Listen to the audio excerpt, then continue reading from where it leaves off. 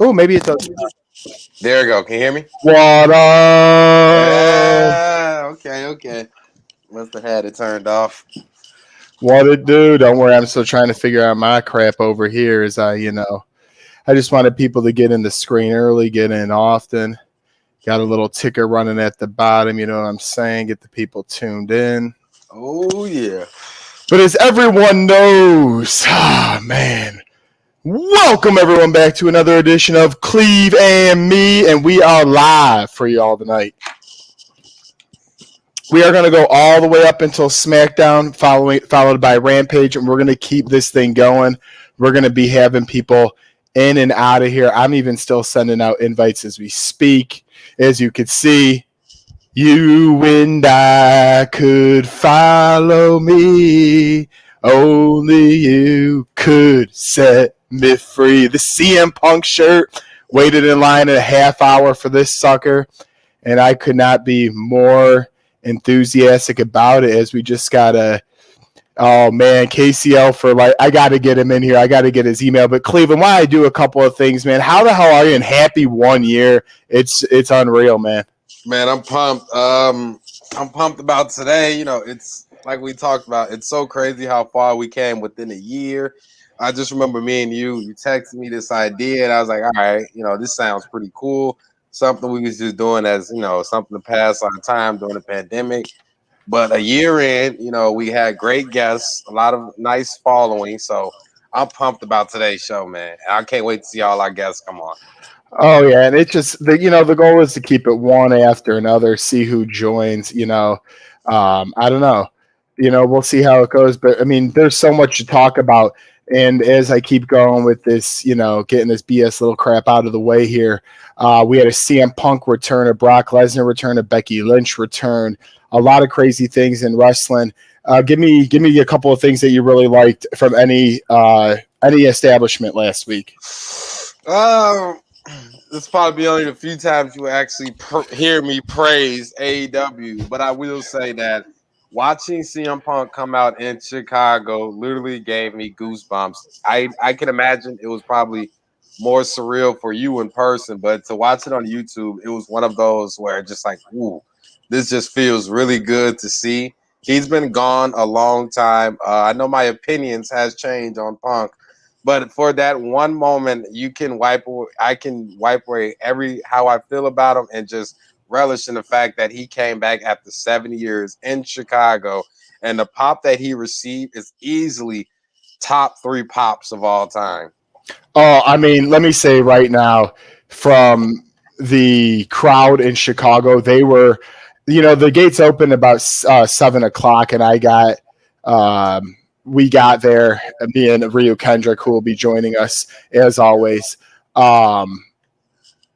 And there was just so many people in old CM Punk wrestling shirts from WWE. The crowd chants were going all night long. Anytime the crowd had a chance to pop and say CM Punk, they would.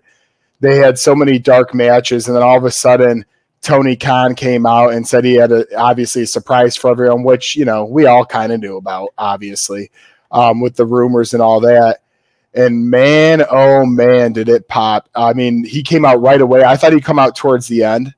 I'm really glad he came out more in the beginning of the show because he needed that time. And he took that time to just be a freaking star.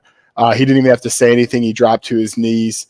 The crowd was just going wild, chanting all over the damn place. And what is a crack of beer here to the 1 year anniversary? Wish I had a Stone Cold Broken Skull session beer, if you know what I'm saying, but that's okay. But it was when he came out, that was he took his time walking. It wasn't even a long ramp at the United Center sold out crowd, but he just kept the chant never ever freaking stopped. And however you feel about CM Punk, there's a lot of arguing this week if he's a true GOAT like The Rock and John Cena, or is he a step below? And we're not going to go get on to that. This is going to be a fun level 1 year anniversary. But what we are going to mention is he's clearly iconic. And his comment where he said he left professional wrestling in 2005 from ROH, and then he stood up and he said, "I rejoined on August 21st with All Elite Wrestling." pretty powerful statement, no matter how you slice it and dice it. And he just simply called out Darby Allin, which will be the match at All Out Chicago over Labor Day weekend, which I'll catch the recordings, but I'll miss it because I'll be out of town. I might check out Dynamite on Wednesday as they're going to be in the Hoffman Estates, Chicagoland area. But here nor there, a lot of blabbering there. You talked about CM Punk, Cleveland a little bit, and obviously, as you said, it was one of the biggest pops. But I think it's a great way for him to start off by kicking the gears on a young guy like Darby. And we probably, you know what, we'll save our preview show for All Out in a couple of weeks. But, I mean, that has to be a good fight. Sting obviously kind of follows in the shadows of Darby Allin. It's been 7 years since CM Punk fought. And I think they're going to just have a great, long wrestling match in the ring. What do you think about that? Actually, I watched the interview earlier today, the full promo, and it was pretty cool to see Sting hanging out in the Raptors with Darby Allin. Like I said, I really don't watch AEW that much, but I do know a few guys there. So it's great to see Punk coming back and want to work with the young guys and put the young guys over and make sure that the young guys get the understanding of the business. So I like that move actually by Punk to go after someone like yeah, I literally just had his name on the team. Darby Allin. Darby Allin, yes. Yeah, and you know, as first sip here.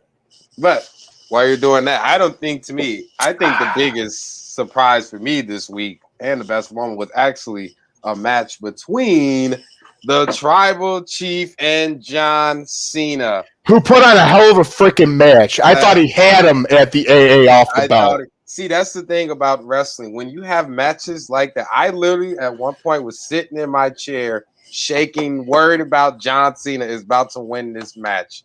He hit the super AA off the top rope. If anybody knows, when Cena pulls that move out, the match is over. Roman Reigns pops his shoulder up in the end, and Roman, the head of the table, John Cena, finally acknowledged him, holds his hand up, and he is still the champion on SmackDown. That match to me was a worthy match from the storyline, the physicality of the match, and just the close calls between John Cena and Roman Reigns. Great way to end the night, in my opinion.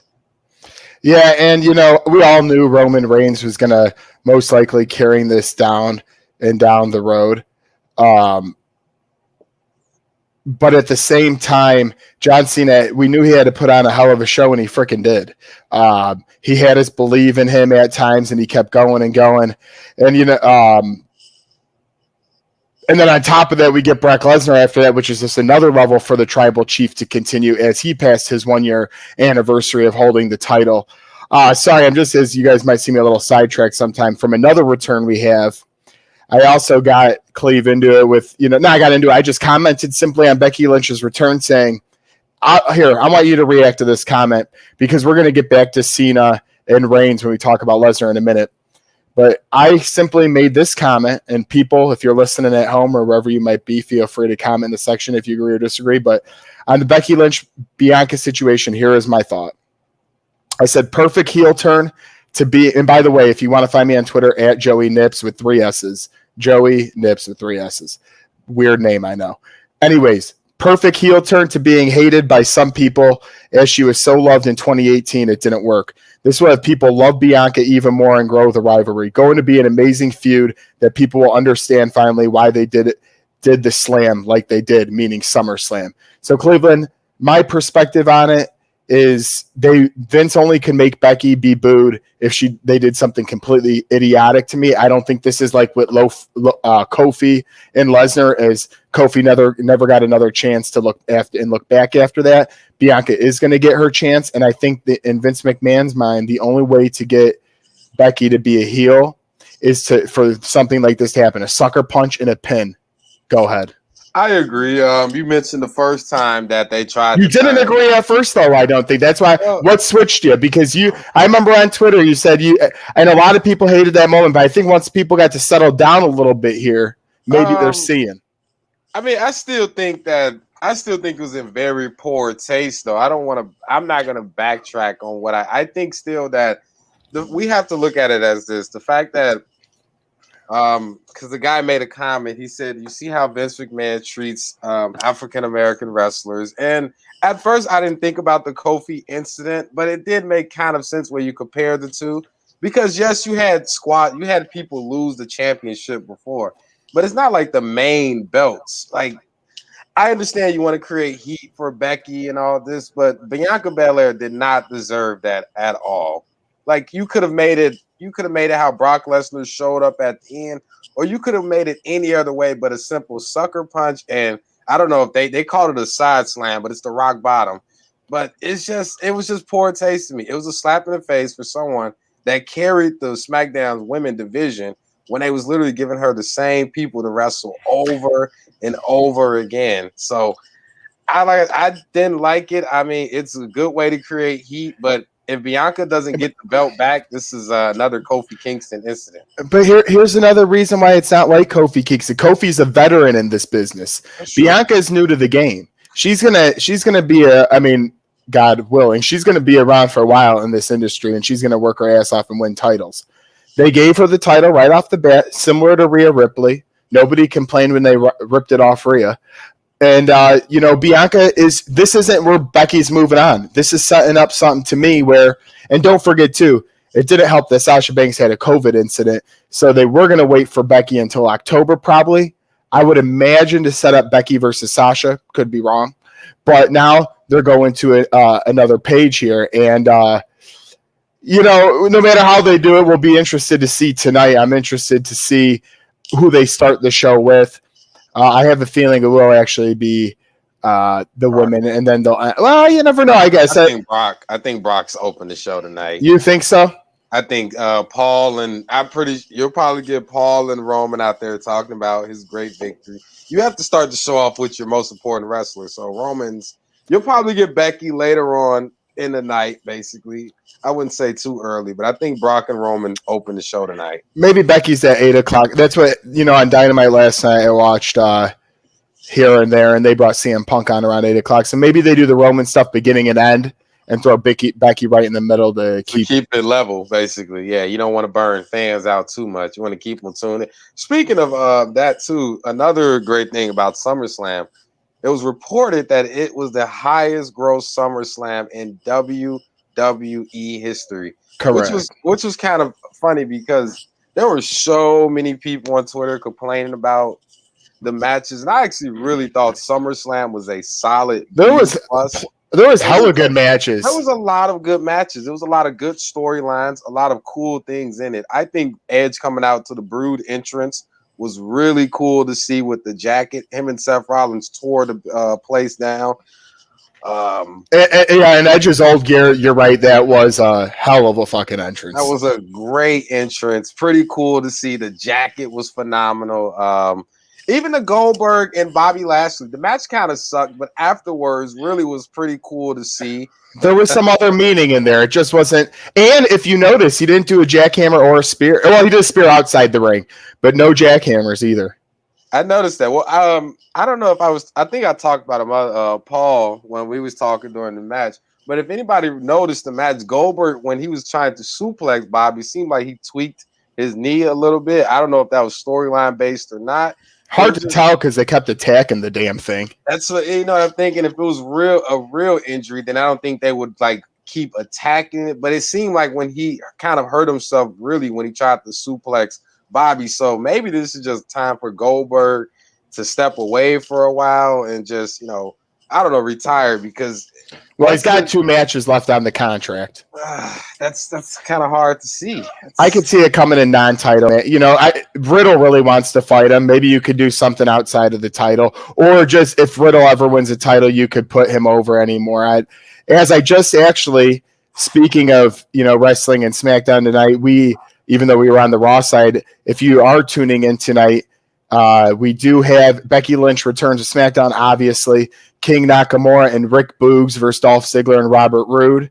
And then Roman Reigns championship celebration. So you hear about a tag team match, you're going to get your couple of celebrations, and the line will keep moving on there forward. But go on, Cleveland. Next thing, man, RK Bro. Woo!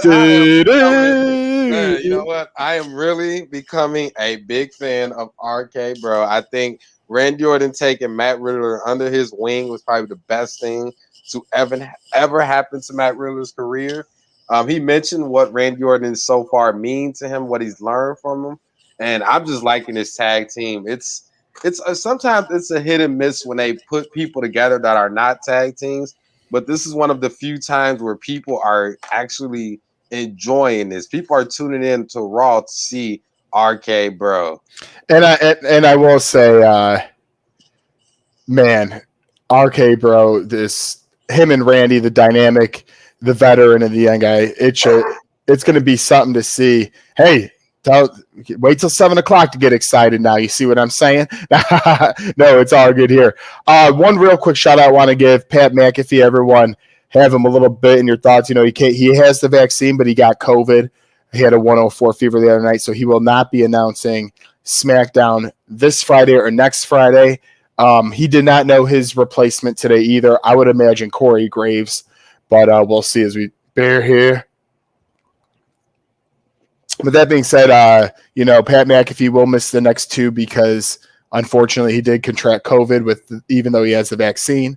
So, I mean, he was real sick. He has a show on every day on YouTube, Cleveland, and it's on XM radio.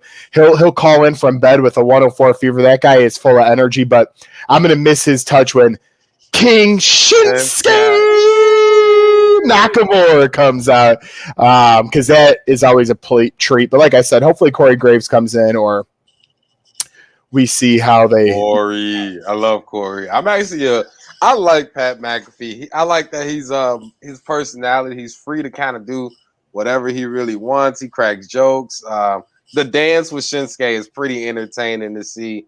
So I hope he comes back really soon because he actually adds spice to the SmackDown commentary. Well, and you always look for those, you know, clever comments, and they did not know Brock Lesnar was coming out. And not even Michael Cole, who usually knows everything, and he's been announcing for over 20 years.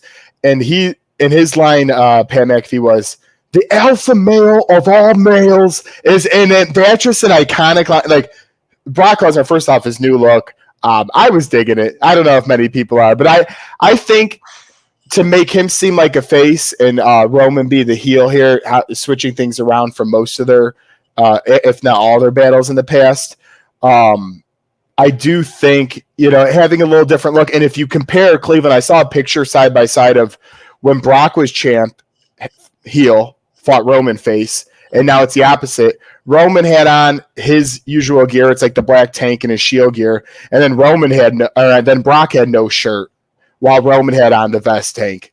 Now Brock has the black tank. Roman has no shirt. So interesting to see that dynamic. And no, I don't care how many times I might have got old of it in the past. I'm very much looking forward to these two behemoths going at it. And I hope it's at Extreme Rules, which is the next pay-per-view. Ooh, I kind of want to let it play out a little bit. We think Brock signed for a year and a half. Why rush it? Let it build up. Just in case The Rock is not on schedule to make a return, you could possibly stretch this out to, I'll say, Survivor Series. I think Extreme Rules you would probably want.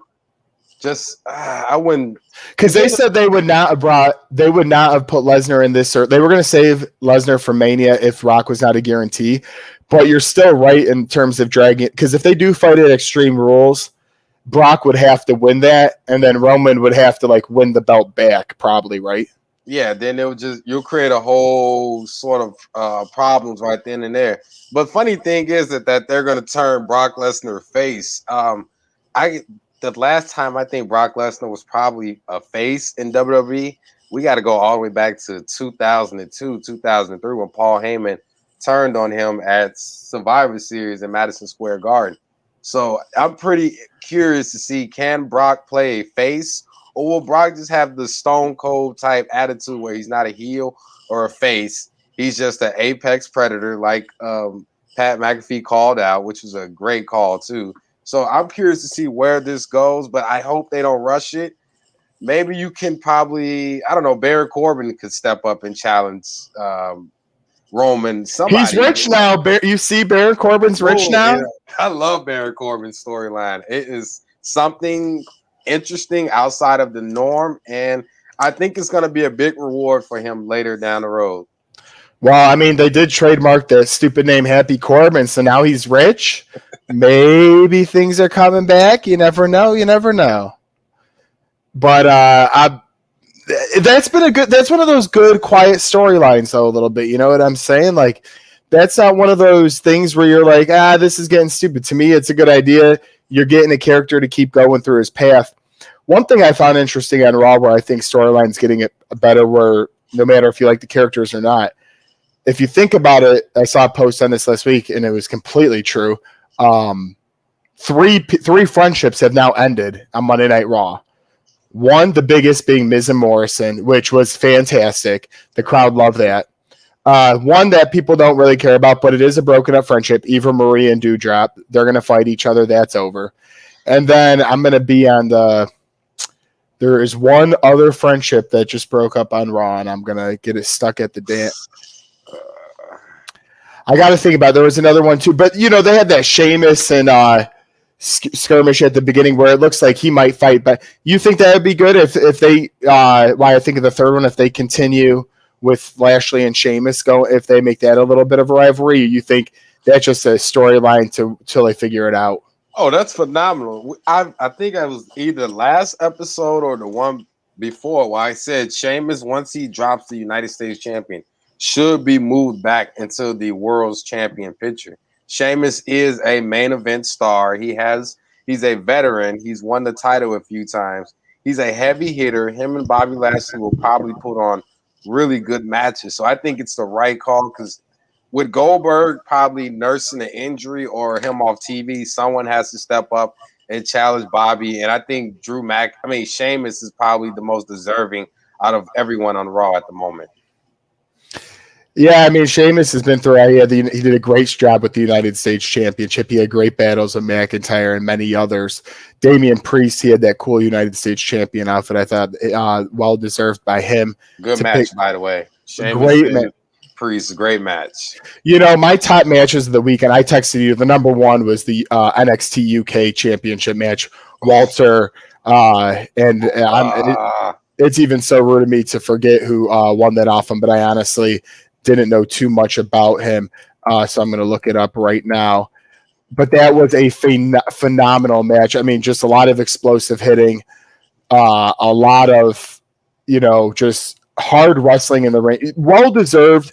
You could tell that I did not know if Walter was going to lose tonight, and actually his name is Lilja Dragunov. It's kind of hard to pronounce. I'm just going to say Dragunov. We'll stick with. He's a little guy, but he took it to Walter after he got his ass kicked around. They were both bleeding, which interests me to wonder if Walter will ever make his NXT American debut or Raw or SmackDown. But that to me was the number one match. Edge and Rollins to me was number two, and number three, honestly, it could have been pre-Shame. Maybe Roman Cena. I don't know. But for an NXT UK match, take number one's a big tap on the shoulder there as I stumble through that. But I want to talk about Edge versus Rollins, which we thought was number two on the card. Edge's entrance coming out with the old school gear, the glasses on, was awesome. And then, like I said, I think he needed to pick that one up against Seth Rollins, because Seth Rollins ain't losing any steam. Any other comments on that between those two great heels? I think we're going to get one more match. And I think another interesting thing, me and Paul, he told me, he asked me, was this a number one contenders match? And I was like, this should actually be a number one contender match. You got two phenomenal stars in Edge and Seth Rollins. Seth Rollins hasn't been a champion in a very long time, and Edge came back for that sole purpose. So I think at Extreme Rules, which I believe they will have a match, it should be a number one contender match. Whoever wins gets to go challenge Roman. So that feud is really good, but I think Seth's walking out this one victorious. Edge won the match, but Seth's going to win the war. Boy. Think about that a minute if we back up here. So if you're going to have Roman, he's been through a ton of battles, but if you go from Cena to Lesnar to Rollins, I'm sorry, how rude of me. If you go from Edge, Hall of Famer, Cena, Hall of Famer, Brock Lesnar, Hall of Famer. Seth Rollins, Hall of Famer. Boom, that's where you bring in The Rock. If he truly makes it through all of that, he's going to have to seriously be thought about in a very, very, not just a push group because of his face character, but one of the best wrestlers ever. Because boy, that is the gauntlet. That is some awesome stuff, and it's going to be phenomenal to see. As I see, we might have someone joining us real soon here. As like I said, we're letting guests on all throughout the entire show. I'm glad for some people's time, but I mean, Cleveland, that would have to be one of the best runs ever, those 6 people in a row. Oh, most definitely. The tribal chief character just in general is probably the best thing that has happened to WWE for a single main event star in such a long time. Because Roman, it seems that Roman actually lives by this character. I saw a YouTube clip it's on Instagram. It was Bleach Report Wrestling where Roman's walking on the beach, and it just seems like he's looking around, just waiting for people to acknowledge him. And it's really great to see because you don't really see that many wrestlers that actually truly live their characters anymore, like how they used to be back in the 80s. The 70s and 80s, where these guys would actually live like their characters. So I'm loving it. If Roman puts Brock Lesnar down, that is a real big nail in the coffin to add another name to his title reign. And then especially if he puts The Rock under, this will probably be the best championship run in, I would say, the last 10 years. Yeah, and it'd be hard to argue that because of how many people he would be going through here throughout this reign. But without further ado, we have a guest here. We have a guest here. On Twitter, he goes by at Beats2 Blessing, the number 2 being Beats2 Blessing, KC4L Wrestling Takes, aka our man Marcel. That being said, Marcel, welcome to the show. Thank you very much for joining us today. We really appreciate that. Great guest, one of ours, as he might still be working through a couple things, but I just wanted you all to know that he is with us sooner than later. Hey, first fellas, we can hear you a little bit. Can y'all hear me? Because I've been listening to the audio. It's been going in and out, so I just want to make sure you guys can hear me. Okay. I appreciate you all having me back on the show. Hey, Cleve, last Friday, man, you should have been there, man. Me and Joe, I was trying to see if I could find Joe. Joe was sitting somewhere else, but man, we had the time of our lives last Friday, man. I'm telling you, that was a special moment, man. I'm telling you, that was a special moment. You just had to be there, bro. I'm telling you, you had to be there. He is so right about that. And, whether you were on the floor, the 100 section, the 200 section, 300 section, no matter where you were throughout that whole time, you felt the vibes of CM Punk. You knew it was going to be electric. The chants were louder than ever before. I've been to Bulls playoff games, Blackhawks playoff games. The thunder, that he brought to that stadium in his hometown of Chicago is electric, and it's still carrying on today. He joined ESPN 1000 with Hoodie and David Kaplan one Monday, I believe it was Monday or Tuesday morning. I listened to that, and you want to talk about a game changer. He is the ultimate game changer. And like I said, we're not here to argue if he's was ever at the top or close to it, because people will have that back and forth all day, but you just see it from the ratings, and you just see it from the love between Chicago and Milwaukee on Wednesday Dynamite, that he is going to really make Dynamite stand out and keep growing as it has been. Marcel, I was telling Cleveland about it when he first came out. I thought it would be more at the end of the show, but I'm glad it was early, because I waited in line a half hour to get this damn T-shirt and a couple others, man. I was waiting and waiting.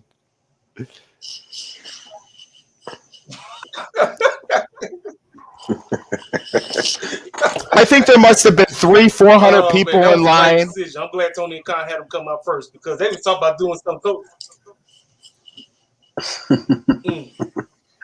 I heard they gave out ice creams at the end. I saw that, actually, little ice cream bars. They did. They actually, the ice cream bars were CM Punk free ice cream bars. He actually did pay for them. That's not a ploy. He was just so happy to be back, and And like I said, he made an electric. He's always. I mean, when you hear the Cult of Personality, which I was intrigued to see if he was going to be able to keep, which I'm glad he did. Right when you hear the, I mean, there was not a breath taken by a person in that damn stadium until he left. In fact, I even told Ryu Kendrick, indie wrestler who joins us sometimes, I'm like, hey, I'm going to get you a shirt. I'm going to get my brother a shirt. But before CM Punk leaves, I'm getting out of here because I know that line is going to go wrap around the damn building. That's how long that crap was. I mean, they must have had thousands. It was the most sold shirt for a wrestler in a 24-hour span since they ever recorded that. So, Marcel, we got to witness that. We got to be a part of some great history. And, man, I don't know. Any other thoughts on that just before we keep talking about other shit we're going to talk about?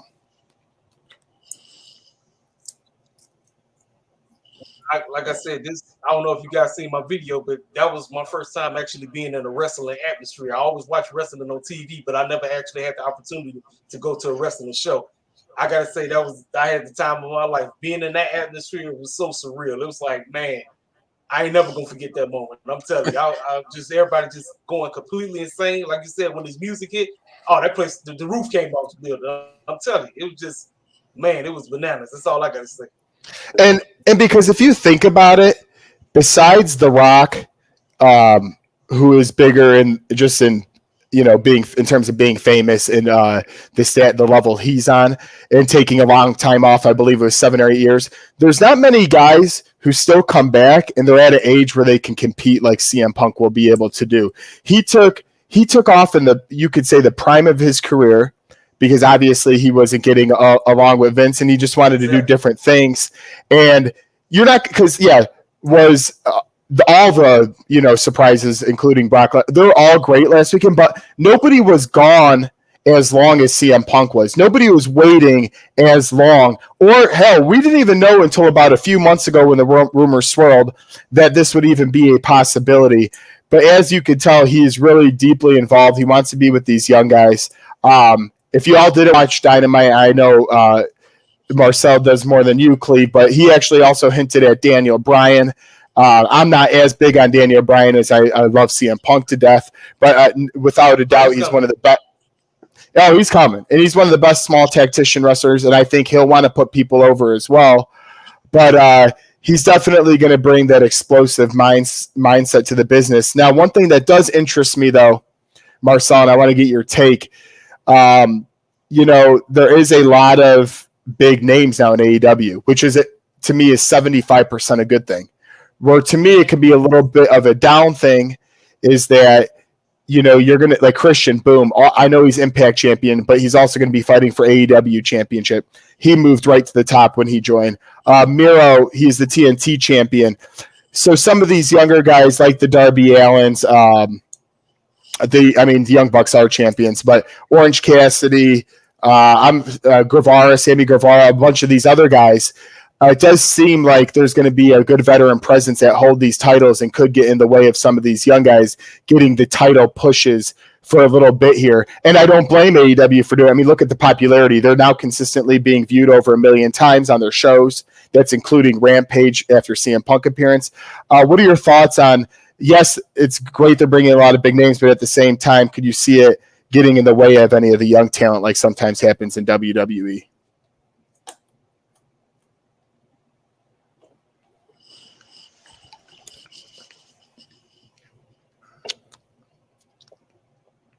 Or you know what? And if Cleve, you want to chime in on it quickly, you go for gold. That was a very. I mean, I don't want to seem like I say this a lot, but I did notice that actually. I told you last week. I personally am not a fan of Christian winning the Impact champion, just because he is not signed with Impact, and it just seems a little silly to me, but.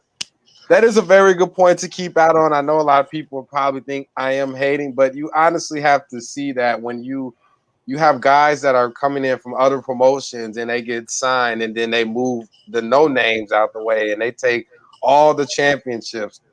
I watched Impact in the early 2000s. I remember when it was Christian and he was working with AJ Styles and Samoa Joe, but then you start getting like Booker T, Scott Steiner and all these other old guys, well past their prime, started eating the TV time up, taking all the championships away. So I just want to say, I want people to look at that and realize that can possibly happen if you don't put the champion on younger, homegrown talent. And by the way, two things real quick there. I loved Marcel's backtrack of CM Punk, but it definitely had to be his connection, Cleveland. I think we got good. I don't have any problems on my end. How about yourself? Yeah, luckily last show my internet was acting crazy, but today is actually pretty solid. I did love that CM Punk background he had, though. Marcel's always got good backgrounds going there, but welcome. It's the 6 o'clock hour, everybody, to another great edition of Cleve and Me. If you're just joining us from the Woo section or the New Day movement, burn. We are here up until the hour, taking you to Smackdown. Please comment. Please chime in. You don't know if there's an opportunity at winning something. All you got to do is comment. Give us a like. Give us a subscription to @Cleve and Me on YouTube. Follow us on Twitter @Cleve and Me. We are not stopping. This is the 1-year anniversary show. We fucking made it. Having a beer here. Might do a couple other things later to celebrate, but it's a beer here, 1 beer, 2 beer, 3 beer. I can't end the show 4 beer, 5 beer, but we're going to keep the night going. Man, Cleveland, we've talked a lot of wrestling, but just to get back to it, like you said, I can't believe how fast a year truly goes.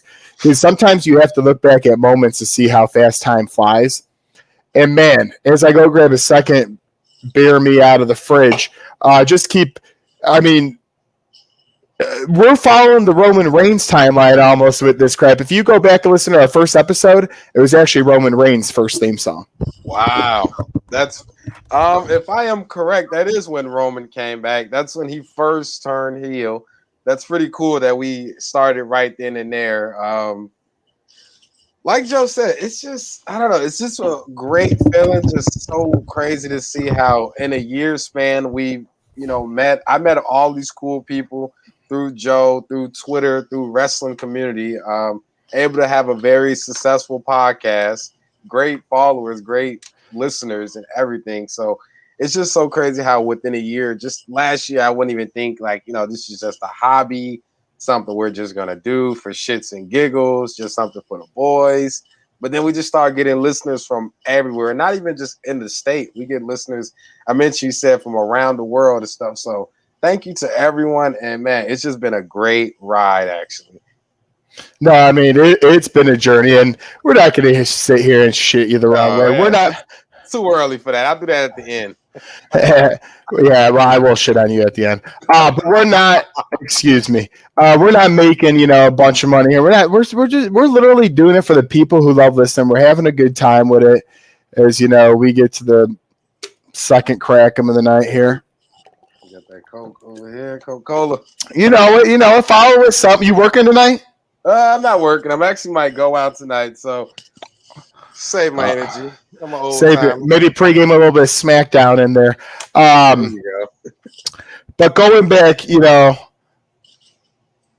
one day I just thought of this and I kept thinking, like, who do I want to, talk about wrestling consistently with? But someone I don't always, get the opportunity of talking to all the time, blah, blah. And Cleveland was the perfect person for this role. And I mean, since then, now we would have never had a vacation like we did. He had a vacation out here. We went to VIP seating in Raw. It was one hell of a time. We're going to plan things in the future, and we got a pretty good group of wrestling guys now who are going to keep carrying it. Like you said, we meet people on Twitter. Thank you, Aaron, Premier Amp. You've been on the show a couple of times, and we'd be in contact. As he was also at AEW CM Punk. Thank you, Alex Ruiz from Row 7.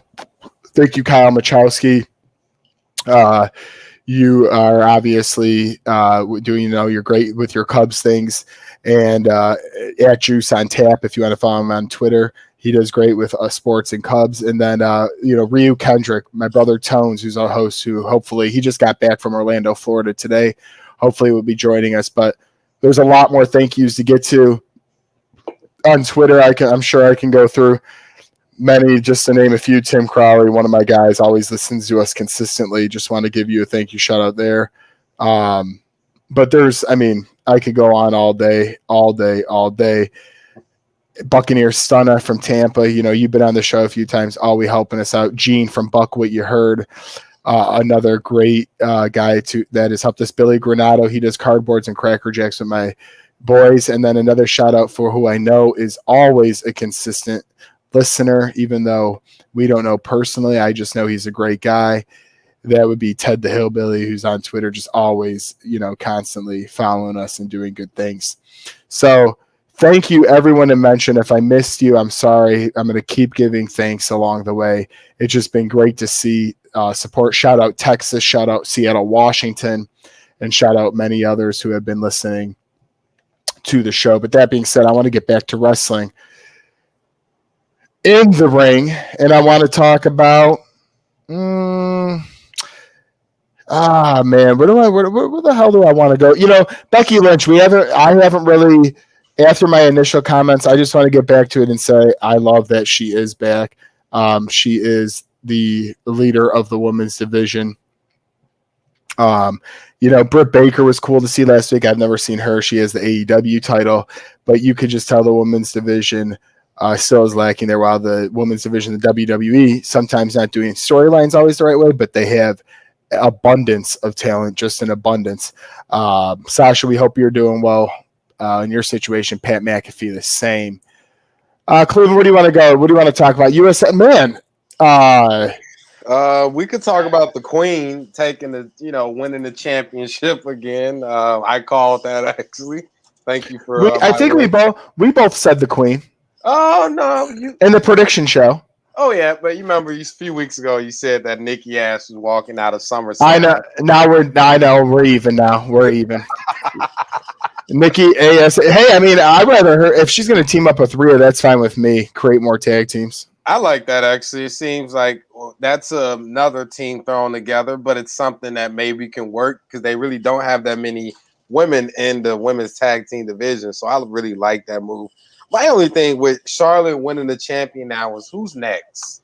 Like, who is with Becky going to SmackDown? Charlotte has literally no threats. Asuka's been gone for I don't know how long, and we don't even know what the hell Naomi is, but she seems like she may go to SmackDown and join the Roman and the Usos. So, who's next to step up or get called up to challenge Charlotte for the belt?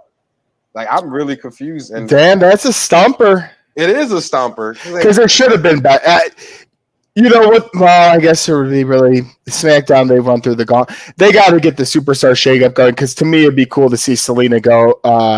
Not Selena Gomez. Selena Vega or Liv Morgan battle for that. But, they're on SmackDown. So you're right. Unless we get a big comeback, which Ronda Rousey's now pregnant, so I don't see that happening. Maybe a Bella. Oh, no. Nobody wants to see the Bellas in the ring again. I'm not saying you do. I'm just saying, hey. Maybe. I mean, don't kill the messenger. It's just, I don't know. Because we sit here and think Shayna has been did so bad by storyline and just how they've been presenting her. She's not even a threat. No one wants to see Nia Jackson in a singles match. Maybe you give Shayna. Maybe Shayna Baszler just gets so pissed off she goes psychotic. Maybe you finally give her a run she deserves. I mean, I thought she should have won the champion from. But then it'd be heel versus heel. Yeah, no one. Charlotte's not a face, so you have to give her a face. So that's one of the questionable moves I would say for SummerSlam. It was nice to see the Queen win, but who's next? And especially with the two people she'd have won against, they're going their own separate. They're in a tag team now, so. That's something to look out for. Who's next? Yeah, something like that. Who's next? You know what, though, on a side note real quick, you know who I just popped in my head and we need to talk about? Where do you think, boom, Adam Cole, baby? Do you think he appears on SmackDown tonight, or do you think he's fully following his wife to AEW? Fun fact, two things. First, his contract officially ended today. I know a lot of people thought that it ended Sunday. No, he still was on contract till Friday. And another thing is, I read a report on Bleacher Report that your favorite, it's my source, that Vince McMahon really wants to sign Adam Cole back. And I'm gonna be honest, if Vince wants something, I believe that Vince is going to get it. Maybe Adam Cole doesn't, maybe he wrestles for more than just money, but Vince has deep pockets, and so does the other guy in AEW. We know that he owns the Jaguars. We know that. But Vince McMahon, Adam Cole has a connection. You know, he's been wrestling for him for the last few years. And if Vince really wants him back, then I say Adam Cole stays. Does he make it? I'm going to say he goes. You say he goes? I like we split the. Here's why. When your wife is in another industry, and you have other friends friends on both sides, but when your wife, the person who you choose to sign up with, God knows that not many last these days in America, but when you choose to go that way, I think that's such a big factor. Now, I think Vince McMahon should throw the kitchen sink at him. In fact, I would make that fucker the face of Monday Night Raw. If it was up to me, I would have him be the face of Monday Night Raw because, I mean, God forbid, I like carrying cross. And then did you see what they threw on his? I see what they were trying to do and making him look old school kind of thing. But for all our viewers, especially if you guys don't remember WCW, go look up the Shockmaster, and that's who Karrion Kross gave me vibes of. The Shockmaster was a terrible gimmick. He bounced the first night. People were not feeling it. You guys should really go watch the YouTube clip, and you will really understand because that was a horrible outfit that they put on him just 24 hours after lose. I didn't even know that guy was the NXT champion. He was on Raw. I don't even know. I never realized he was a champion. So it seems like he's in for another NXT call-up burial. But I don't think Adam Cole will get that treatment if he gets called up. Well, Vince McMahon loves him. I think he will get a pretty big push here. Now, against Bobby Lashley, now to me, wouldn't make the most sense. To me, it would make the most sense maybe if he goes into a Damian Priest feud. Maybe he gets a little bit going with him. But I think Adam Cole would just be the perfect come up and to finally defend Bobby Lashley and beat him. Say, look, I led the Undisputed Era for years. It's my turn to be the king of the hill, and boom, here I am. Baby, but because I sure would miss him because there's speaking of guys and where they might end up and stuff because I'm going to be random as fuck as we got guests in and out and as I'm just going to talk.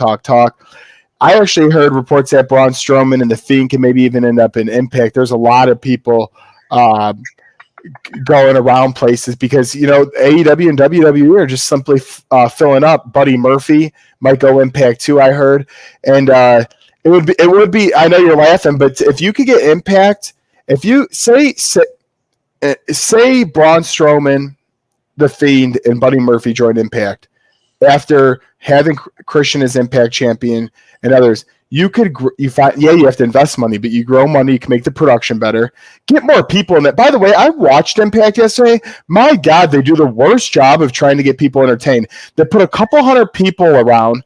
The guy trying to go up against Christian right now, I'm sorry. He looks like he just woke up from a fucking a meth addiction where he got his hair spray painted. It is the worst. Joe's about that guy. I'm going to look up his name right now. Cleveland, talk a little bit about Impact while I look up this bozo who I'm trying to think of.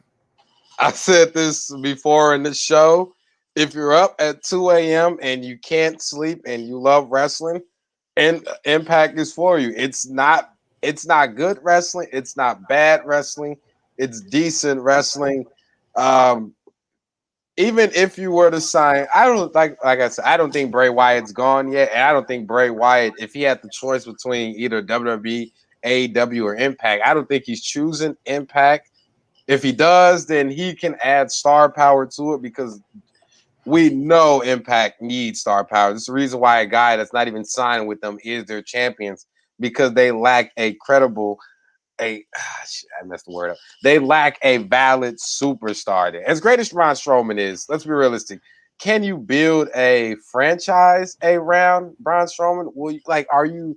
Do you view him as your prize championship wrestler? No. Probably not. That's what Billy was saying yesterday too in convo. He's not that guy. He's not that guy. As great as the Big Show was, right? And the Big Show was great for his time, but Big Show was never viewed as that franchise. He's never on the Rock, Stone Cold, Undertaker type level. He was a good dude, great in the ring, but he wasn't never viewed that level. And that's the same for Buddy Murphy too, because a lot of things with wrestling is Buddy Murphy's great in the ring, but does he have personality? Can he cut solid promos? I mentioned in the past before, 50% of being a great wrestler has a somewhat to do with cutting good promos. You cannot cut bad promos and be a great wrestler. You have a few like, Brock Lesnar and stuff, but Brock Lesnar has that look. Brock Lesnar can stare at you and you'll shit your pants without him even saying words to you. Buddy Murphy, as good as he is in the ring, I just don't see him as a savior for Impact. Impact will still be the third or fourth, whether you view ROH better. But you can add 2 of the 3 and it still won't matter to me. Well, and I found this loser's name finally now who I can't fucking stand. I cannot. Ace Austin, you know what? Screw you, dude. I do not like your character. You bored me yesterday. But I think we are, Marcel's trying to get his things fit. Man, that background is beautiful. Even if he freezes, even if it can't show up, that is one of the best backgrounds with the Chicago highlight and CM Punk in the background. Marcel, are you back with us, my man? Man, thank y'all. I appreciate y'all being patient with me. For some reason, the Wi-Fi was acting janky over here. I don't know what's going on. I checked the internet and said it was running smoothly. So I don't know. Maybe it might just be StreamYard that be acting like that. But I appreciate y'all being patient and everything. Hey, while it runs fine, I'm going to crack another beer here, number 3. We thank you for that, Marcel. But, we're kind of just talking about a whole lot of crap right now. We're talking between Impact, AEW, WWE. What a great time to be a wrestling fan in general. I think, as AEW grows, more people are going to start flooding into Impact as well, and we'll get we'll never get anybody as big as WWE or AEW. Yes, I'm going to put them 2 in the same sentence because that's the top 2 companies. And then there's a clear drop off from there. If people want to argue me, just go home because you look at the viewership. AEW and WWE, that's where it's at. You can't argue me anything else. We could sit here and say New Japan's great, ROH, Impact, but they're not even close to saying. I watched Impact last night. I was embarrassed for half the guys that entered the damn ring. They can't even get a cameraman that doesn't have the shakes to not do their crap. At least if you're going to put it on TV for a couple hours, get a camera guy that knows what the hell he's doing. For Pete's sakes, if Christian wasn't on that show, I think I would have exploded. Anyways, I'm sorry, this is 1 year anniversary. Maybe hold on here. I know what I need. And yeah. But Marcel, give us something, Marcel. Before we continue, I want to say congratulations on 1 year anniversary on the show. Congratulations, both you and Cleve. Thank you. Shout out to the both of you fellas. Hey, you've been a part of that, and we don't just sit here to shoot the shit and say that. We truly mean it. You helped us grow and be a part of this. You joined us on a podcast. I remember the first time you could only give us about 15 minutes. You came out a second time. What? Third time. What? YouTube video. What? 1 year anniversary. What? You kept coming back, and we really appreciate that, man, because you're one of the guests that we thank y'all give us the ammo to keep running, to keep being motivated. We're all wrestling fans at the end of the day. We all know where we stand. We're all surprised when, a guy like me, hey, look at the shirt I'm rocking. This is beautiful to see, people. Yes, I got my WWE flag. And that's my go-to company. But I'm a wrestling fan, and this guy made shit. I love SummerSlam. We could agree or disagree on that. But CM Punk was here. SummerSlam is a step below. That is how iconic of a moment that was. And there were so many things on Impact as well. Marcel, what do you want to talk about? Where do you want to be? Give us something. Are you liking anything in Impact, AEW, WWE, as all these companies continue to get the fans back? Hopefully we stay back. We're not really sure. You never know with this crazy COVID world. But what have you enjoyed about wrestling since fans have been back? Well, the fact that it's got a whole lot of people talking, regardless of people like whatever company is, we all talking about it. I would tell you this: for me, I've been having a whole lot of conversations, especially with CM Punk coming back. We've been talking about a whole lot of wrestling. I've been talking to folks about some people. They said they ain't watched wrestling in years, and they heard about CM Punk coming back. They said, "Oh, I got to tune in." I said, "See, that's what it's all about." You know what I mean? And so I'm just happy. Like I said, it's a good time to be a wrestling fan. Regardless of what promotion it is. Oh, and the video, because me and Marcel were there, we felt that electricity, the goosebumps. But to see some grown men on TV cry, they actually passed. They passed the one kid. But listen, they passed the one kid who's like, "Oh my God, a 7-year absence is crazy to me. Literally, like I said, the only one to do it like that was The Rock and be able to look that good. Mm-hmm. Now, CM Punk, not in a bad way. He does look a tad skinnier these days, which I'm not saying is a bad thing at all. And he probably is in better shape than he used to be. But these guys, to go away for so long, come back and get that, I hate to say it like this, but that an MJ type of a return, as the United Center sounded, that is not easy to do. I was saying earlier, ESPN 1000 had him on. Jay Hoodie has a wrestling podcast every Tuesday. He's a great person. Even he got David Kaplan to start watching him. CM Punk just came on, and, I like how he gave his WWE shots too. He didn't say WWE. He didn't say Vince McMahon. He threw in his fair share of shots, which to me is well deserved. I thought if a guy like Daniel Bryan tries to pull that crap, I throw up the peace sign, because that guy was in a WrestleMania where he beat Triple H, and he beat Triple H in the first match, and then he beat Randy Orton and Batista in the main event. 3 members of Revolution, and won the heavyweight title. Now, CM Punk to me actually did get screwed over because The Rock and John Cena always, and honestly, to me, and people are going to disagree, to me, most of it deserved, as The Rock and John Cena are top athletes of all time, or top performers of all time. But Daniel Bryan, they actually got much more over. So when you hear, CM Punk, do you put him in the same conversation as a Rock, Stone Cold, Cena, Ric Flair, Hulk Hogan, or do you put him and it's not a disrespect, would you put him one slight step below, or are you putting him on that level? You know what, to be honest with you, I'm going to say he's like right there.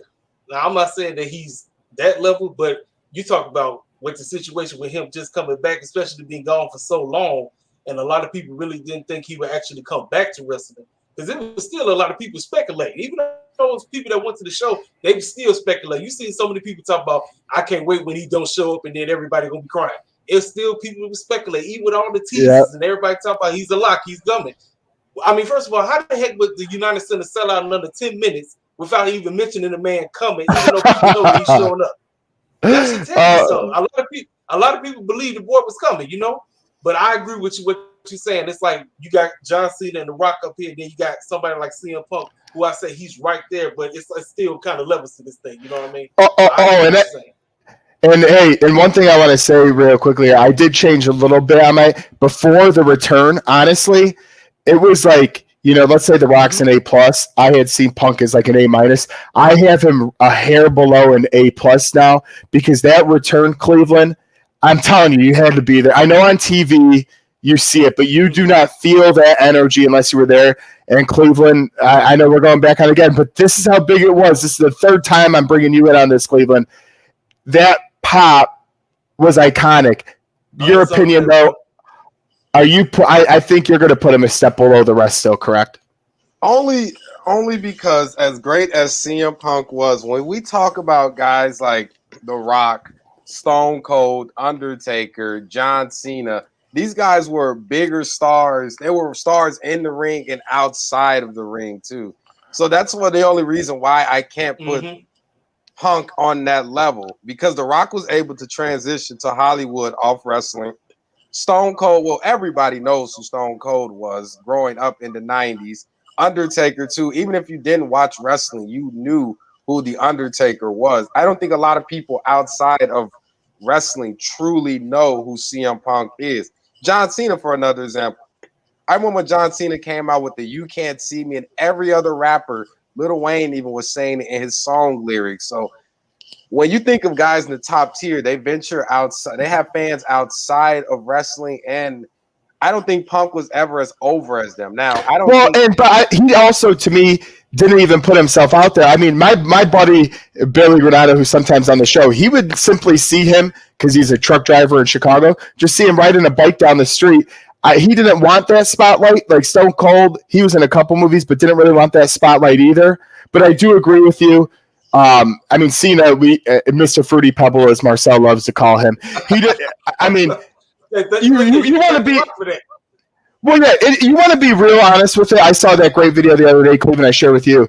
we all joke because besides me, his fan base average age is 10 years old. But those impacts he puts on the kids, where he, people with cancer, young, doing all that. John Cena, he does get crap in the ring because he never really turned fully heel after his first run and things like that. But I think he just does so much for the younger kids community, and he's actually helped a lot of people pay for medical bills. He's helped a lot of people actually extend their lives just by being a figure. Like, this kid literally came out and said, I'm fighting my cancer because, of John Cena. It sounds corny, it sounds cheesy, but man, stuff like that even gets me right on sometimes. So my point, Cleveland, is CM Punk doesn't put himself out there. It's not just movies, it's just other aspects of life as well. That's true. But you got to realize some of these guys really weren't putting themselves out there either. Stone Cold, even when he was at his peak, really wasn't putting himself out there. It's just people were falling in love with who Stone Cold was. The Rock, too, because even when The Rock went Hollywood, his first couple movies were not that great. Actually, it was a bunch of kid movies where he was still filling himself out. But like I said, Punk was great, but I don't think he ever had what Hogan or Ric Flair or greats like that had. He was sort of the background type of guy. If you were to put him next to The Rock, people would go more crazy for The Rock than Punk. Same with Cena, same with The Undertaker. But it's not a bad thing. I won't say, if you it's kind of like ECW, and not to cut you off, I want to go back right to you, and I'm just going to be your devil's advocate here. If you brought Cena over to AEW in a match, man, you want to talk about, it would take us back to when it was at Chicago, when Punk was saying, if I win the title, I'm leaving Chicago, and the WWE title is gone. They would boo the absolute, there would probably be people jumping over the barricades trying to get to John Cena. Well, CM Punk would be God's greatest gift. I know. Go ahead, Marcel. Join in on that.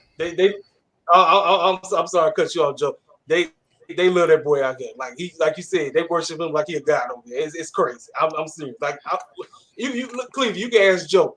They were saying CM Punk name throughout all the dark. We got up in there at 7 o'clock. Them cats was just saying CM Punk throughout the entire AEW Dark show. So when he goes, how much they adore him over here in Chicago. It's just crazy. Yeah, they love, we love our own people from Chicago. I hear you, Chicago. He literally goes, I hear you. Yep. That's exactly what he said. Go ahead, Cleve. So, yeah, I definitely agree with that. I mean, you got to think about it. It's in Chicago. We love our, people that are from there. And Punk made a connection with the wrestling crowd, the Chicago crowd. Now, I do agree. I think John Cena will get booed in AEW because I think a lot of people that are now AEW fans probably did not like Cena growing up. Because let's be real. If they're watching AEW, at one point in time, they were a WWE fan because that was only mainstream wrestling that was out at the time. So you had to either like Cena or you hated Cena. And the people that probably hated Cena now are AEW fans. But if you drop The Rock, Stone Cold, Undertaker, and AEW, it would probably get the same reaction as CM Punk, even louder. Not in Chicago, though. CM Punk is the man in Chicago. It's like Bret Hart when he's in Canada. He is the man in his hometown. You're right. Punk. But if you were to go somewhere else and you had The Rock come out and Cena, Rock and Punk, The Rock's cheers would still be louder than Punk's. We're talking about guys. We're talking about the best of the best. That's why, too. Punk is definitely up there as one of the best wrestlers. Well, but I don't know, because the wrestling, Hulk Hogan is up there. I'm not a big fan of Hogan, but Hogan made wrestling popular in the 80s. Without Hogan, there would not be wrestling the way it is now. So you can't take Hogan away. Stone Cold, Rock, Undertaker, even Triple H were all big key. Edge.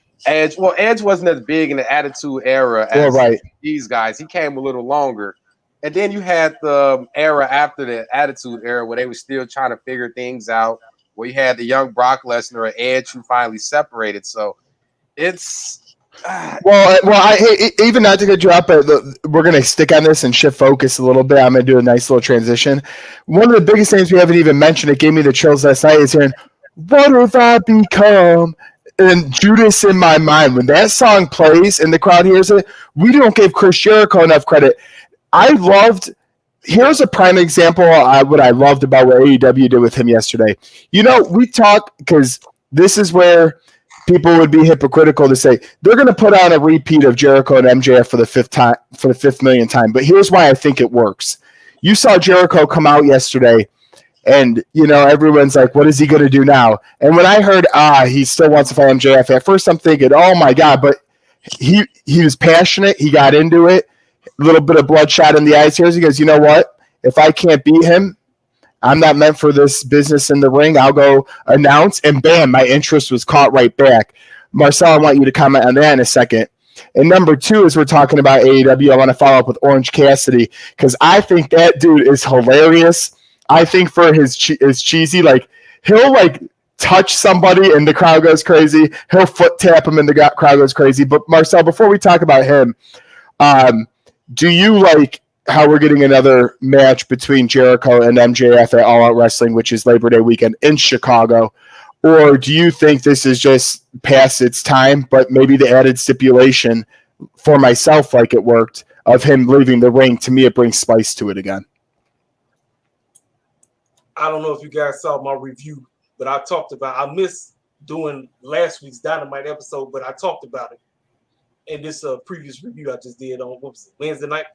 I talked about how the match they had last Wednesday was a pay-per-view caliber match. I wish they would have saved it for All Out. But now, since they got the stipulation added, my only focus is Jericho going to lose or is he going to win?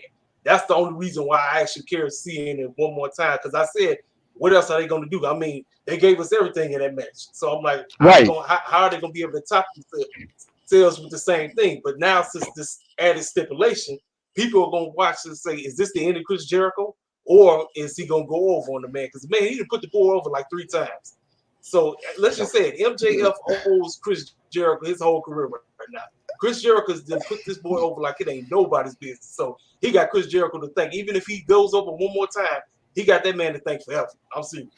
Right, and that's what I do. Like, AEW started, Jericho got the title, and now he's putting his money where his mouth is. He said he's going to put young guys over. You can't. MJF, it's kind of funny to me. I would say I hate him right now, but in a good way. It's reminding me of Kevin Owens when he first came up from NXT and he took Cena out. Like, I hated him, but in a great way. I get that same feel with MJF. Go ahead, Marcel. That's what he's supposed to do. I'm sorry I cut you off again. That's what he's supposed to do. He's supposed to get you to hate him. Like, to me, I can't stand MJF for what you just said. I want to see MJF get beat down every day, but he's doing this role. One of the best. He one of the best, yes, sir. One of the best talkers in the game right now. I'm like, I can't hate on the man. I want to see him get his behind kicked, but he's doing his job, Well, Cleveland, I'm throwing it over to you, but real quick, I want to give you one more point before you make a comment because I might switch it up a little bit. He's such a good heel. When he was asked in an interview outside of AEW if he's going to stay in AEW after his first contract, he says, I'm a moneymaker. I'm going to go where the money takes me. That's just the good, great heel character he is. He's not saying, you know what, I'm loyal to He is probably loyal to AEW, but he's sounding off like, hey, I'm the moneymaker. I'm MJF. Cleveland, go ahead. I agree. MJF is that type of heel, like Marcel mentioned. You love to see him lose. You just want to see him get beat up every time. And we don't have that many heels in wrestling like there was back in the day where people literally bought tickets to see someone get beat up because they hated the person so much. It wasn't like that heat where, they called it the X-Pac heat, where they didn't want you at all. Like, the fans just booed you because they didn't like you. These guys are booing MJF because he's playing his character so well. Absolutely. He's a natural heel, like The Miz. When The Miz was being a slime ball weasel, wheezing his way out of every match, he was like, man, I can't wait till somebody finally shut The Miz up and take the belt off of him. That, to me, is the true definition of a heel, and we rarely see it in today's business because we get the goofy, stupid heels, or we don't get the the heels that nobody wants. That shouldn't even be a heel in the first place. Like, why is so-and-so a heel? This is a natural good person. But to see MJF be a natural heel is a good thing, and it's great for heels in wrestling in general. Well, and by the way, as I interview me real quick, if you haven't known by now, if you've fallen asleep, thank you all for joining the 1-year anniversary show. As the GTS, we hopefully see the go to sleep soon. Speaking of that, but wrestling, we've talked about an abundance of things tonight. We're on AEW right now, which I do love talking about because, me and Cleve and our WWE guys, as we'll be amped for Smackdown tonight, I'll also be watching Rampage. Marcel, I wanted to talk to you. I said Orange Cassidy. A couple of characters I've kind of jumped on board with. By the way, if you didn't see Dynamite yesterday, check out Hardy versus Orange Cassidy. It was a great match that they put on. But Orange Cassidy and Jungle Boy, those are the two kind of bandwagons, I would say, Marcel, that I'm jumping on from not from a WWE. I'm leaving the former WWE guys out of it. They're great. I love them to death. Right. But if I want to follow a guy who just joined AEW from somewhere else other than WWE, I'm really getting I'm a face guy. My brother's the heel. That's how life is, You got to keep this pretty face being his face and him a heel. No, as I kid around, but I'm starting to fall in line to the Jungle Boy and Orange Cassidy realms. What? How do you feel about those two guys? They on the rise. Like if you want to say the future is with those two, and then you can throw Darby Allin there as well. But I noticed how they taking the slow burner with the both of them. Let me tell you something about OC. OC won me over 2 years ago at Revolution when him and Pac went at. When I saw that match between them two, I was like, because I was like, okay, who this goofy dude is? He got his hands in his pocket and he just. I said the same. When you push it to the limit, he can go. And I was like, I was very impressed by this guy. I said, okay, it's about time this dude showed me something. I thought like he's just this lazy dude that basically be doing a very laid back version of Shawn Michaels Super. I mean, just looking goofy as possible, but hey, he's over. He's over like a mug. So hey, like you said, I agree 100% with you, Joe. And then the same thing goes for Jungle Boy. Now I wonder what's going on with them because it's been off and on with them. It's like they'll push them and then they'll slow down. I think one of the major reasons why is because when they first started, Luchasaurus, he had pulled his hamstring or something. I think they probably wanted to go with them at the beginning, but because he was hurt, that's why they kind of got pushed back to the back. And so they had to focus on everybody else getting the AEW Tag Team Championship. Because I think they should have been AEW Tag Team Champions a long time ago because the fans is getting behind them, Oh, I agree, and I really thought they were going to lose to the Varsity Blues yesterday because I've seen the Varsity Blues they seem to get that push lately. We saw them in Chicago; they got a nice win, Marcel. So I was a little afraid that they were going to lose that. So I do agree; it's been a little bit up and down. I tried, Marcel. You might know the name better than me, but I really enjoyed the guy from Chicago. I can't think of his name from the off the top of my head. African American. He was a thin guy, good build, jumper in the ring. He got a huge pop. He had on the Chicago leggings in a dark match. But as Marcelo alluded to earlier, Yep, there we go. I know exactly what you're talking about. Yep. I was impressed by him as well, and the dark matches. It was funny, Cleve. When we're at this AEW event, what was kind of weird to me is that every match was like 30 seconds. Now, what was good to me, it got me exposed to all the names. So I got to know more of the roster. I know a lot of the AEW roster, but I saw some people I legitimately never seen in my life, including the guy from Chicago. Mm-hmm. So I think they created the purpose in getting the names out there. Because I'm telling you, as myself, they'd have a ring the bell, 30 seconds later, match is over. They'd be running out of the ring, a new referee. You saw that? Yes, it was like clockwork. They said, "Let's hurry up, get everything done because we pressed for time. Let's get close to Rampage time, so let's hurry up, get everything done." Now some of the matches they gave it maybe about 5 to 10 minutes, but most of them, like you said, it was like 30 seconds. They run it up, boom, get the match over with, next match. Literally, the one ref, I was sitting so close, like, get out of here, go. It's crazy to see the actual. When you're at the events to see what they don't show on TV. Cleveland, getting you back in, this picture here as we talk some AEW. Do you have a name that's been slowly catching your eye? And on top of that, let's see here. What do I want to say? I want to ask Marcel about a couple WWE things before we get out of here as we get to the top of the hour. But do you have anything from AEW, or have you read or seen anything, or any name we really haven't mentioned that's catching your eye lately?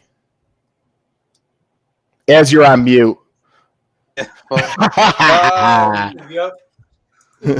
At the moment, that's a no. Get out of here. Like I said, my sources, Bleacher Report in the WWE section, AEW. Well, get some more damn sources. All right, this is here. You can't see me. Can you not see any other damn reports on the damn news? We got a million wrestling reports. I got to drink a sip of beer. Continue. Oh, Jesus. Well, like I said before, I was rudely interrupted. Like I said, I will be completely honest. Now that Punk is in AEW, I'm not going to say I'm going to sit there and watch the show because I am a WWE. You're making a mistake. I'm sorry. I'm a WWE lifer. You could be a WWE lifer still. You can't be a Cubs and a Sox fan. No. Oh, it ain't the same. That I'm about to end the show. That is the worst thing. You can't be. Jesus. You cannot be. So, will I say this? With CM Punk, I think I will pay more attention to it. Darby Allin seems like a very interesting guy. Well, let's be honest. You sometimes just gotta wait to see what happens, But I am going to pay more attention. But just know, fans, I'm WWE for life over here. Hey, I could still be WWE for life and float both sides of it. In all honesty here, before I get to a couple WWE things with Marcel, let me put it to you this way. I think the competition has brought out better storylines for WWE personally. Regardless of what Vince McMahon says, where says he doesn't pay attention, I watch Monday Night Raw every week. Let me repeat that, people. I watch Monday Night Raw every damn week, whether you all like it or not. I watch it every week, and I've seen the improvement from COVID to with fans to with the growing AEW. I've seen storylines develop. I've seen things happen. I think we are truly getting the best of all businesses. I hate to give my brother credit. He said that a long time ago that this would happen. And I just truly love it because, as I said, AEW now has got a growing roster. They can't just give people matches on every show. They got to have their dark shows. They have Rampage. Impact's going to see a flood of a few wrestlers now, I think, with all this going on. But that being said, I've been dying to ask you this, Marcel, because, you're our devil's advocate to the WWE lifer and us. Brock Lesnar, Becky Lynch, they both just returned. It's great for wrestling that they both returned. I want to read you before we'll talk about Brock Lesnar in a minute, but here is my thought because Cleveland he's kind of with you on the Becky Lynch thing. Here is my Becky Lynch Bianca Belair thought, and then I want you to give your opinion, even though I know we're already saying, but for the people, I said this. I said perfect heel turn to being hated by people in WWE for Becky Lynch. When they turned her heel in 2018, it did not work.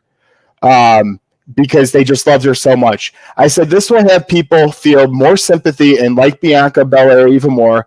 It's going to start a rivalry. Unlike Brock and Kofi when they fought, it just ended. Kofi got wiped out for no good reason just because it was on Fox. Brock Lesnar won. They scrapped it.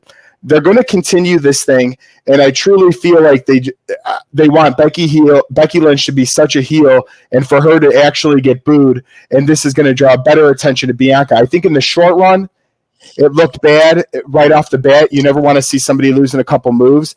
But I think that fake punch that Becky threw is supposed to kind of, quote unquote, knock her out, have her. And I'm telling you, I think they needed to do something that bad almost to make her a heel.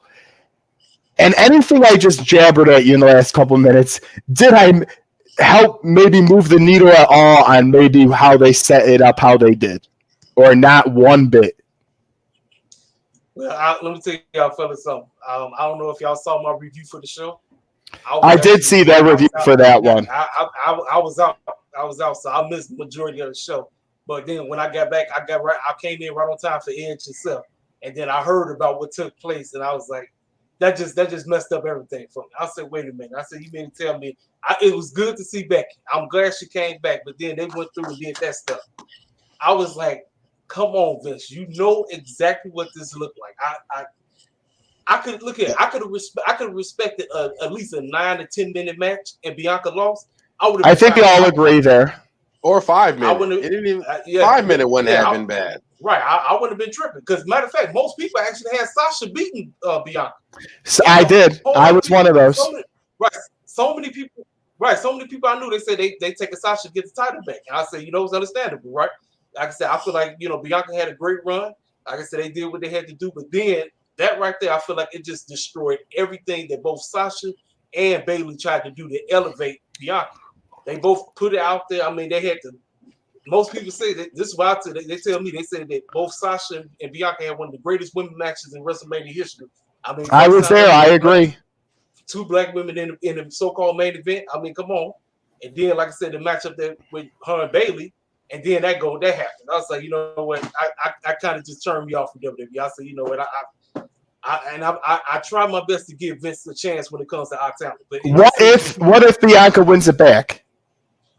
I don't know, man. It just feel like everything just was killed off. Even if they. I just think that's a little over. Hey, and there's a lot of people, and this is why we have great shows like this. Cleveland, I want you to jump back in because I know you're more on Marcel's side with this. I think it is a bit of an overreaction, but I see where you guys are coming from. Cleveland, go ahead. Like Marcel said, great, because I didn't really think about it. It just gives people a bad look because not too long ago we had this thing where before Kofi won it, we were all talking about the fact that WWE never push black wrestlers. They never get the true opportunity. Even when some of them were better than the counterparts, they still did not get pushed. And Kofi got pushed. It was a great thing. Our WWE champion, unlike The Fiend, Bobby Lashley didn't lose to Goldberg like The Fiend did. That's very true. That is very. Believe me, WWE was not going to make 2 mistakes like that. But what I'm saying there's one example right there. That is true. That is That is a very good point. But I just think it just brought back bad memories of what happened to Kofi. And Marcel made a perfect example right there. It destroyed everything that Bianca has did since winning the champion. Now, if she were to win it back, it wouldn't matter because how she lost. Oh, wouldn't matter? A win over Becky Lynch would mean a lot. It would, but it's just how her first run in. It was just a bad taste in people's mouths. But Kofi was in the business for like 10 years. That's true. Bianca just got a call up recently. This isn't a 10-year veteran here. But it was just how Bianca was just stand. It didn't even seem first off, let me put it out there, and I don't like the 30-second match either. But I'm saying this isn't some dazzle 10-year vet. She's gonna be around a long time. That is true. But I think when people look back a few years from now and they see that match, it just be like, this is stupid. First of all, the punch didn't even look like it really hurt. Well, no, it didn't. I mean, let's face it. The punch looked silly. And then she did the rock bottom. Like I mentioned, they tried to call it the side slam. It's the rock bottom, folks. I've been watching wrestling long enough to know what the damn rock bottom looks like. Listen, when I seen that, those was the 2 weakest moves I've ever seen. I said, you didn't tell me Bianca she couldn't do it from that. I said, come on. So that's where exactly I want to agree with you, Marcel. That's a very good point. If you're gonna do that, man, you better give a legit punch and then a legit finish. I think everything broke apart with Sasha so fast because, like I said, hearts out to her and Pat McAfee. They're both dealing with COVID right now. We want them to both recover as they both were vaccinated and still, unfortunately, got this damn thing we can't get rid of.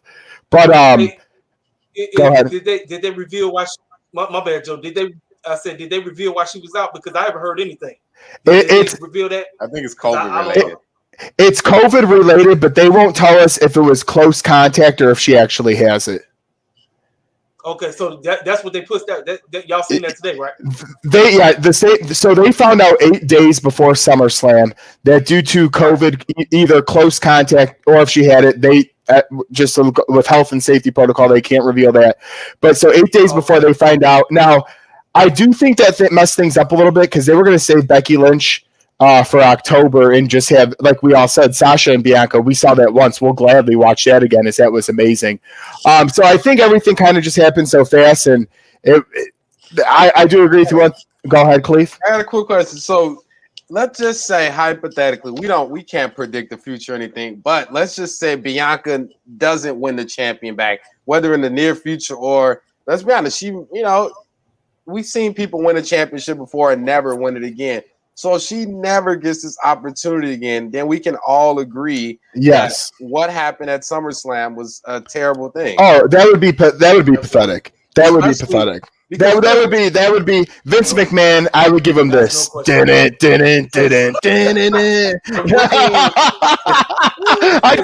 Vince McMahon. Hey, they were chanting "F you, Vince" at the show last week. Remember that, Marcel? You can hear. I can hear that. But go on, Cleve. Go ahead. Sorry. With Becky coming back, I truly don't see Bianca taking the belt off Bayley. I mean, no. Becky. I see Becky holding the belt at least until the Royal Rumble or WrestleMania.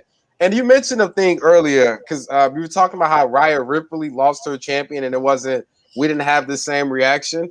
Well, if we're being perfectly honest, her popularity was nowhere near. I like Bianca much more than Rhea Ripley. Rhea Ripley popularity. But she was a big NXT name. She was a big NXT. When she came up to the main roster in the American crowd, she just wasn't hitting with them like Bianca Belair was hitting with the younger crowd and just the crowd in general.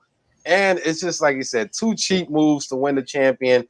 Hopefully we get some explanation, some good storyline from this. But I have a really bad feeling that Bianca's not going to be champion for a while. Becky came back to be number 1 on SmackDown, and she's going to be number 1 on SmackDown for a while.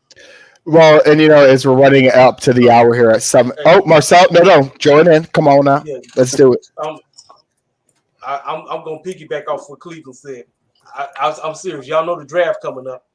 I think after this little feud between Becky and Bianca, I believe Bianca's head to Raw. I'm serious because Raw has absolutely nobody. So I believe nobody.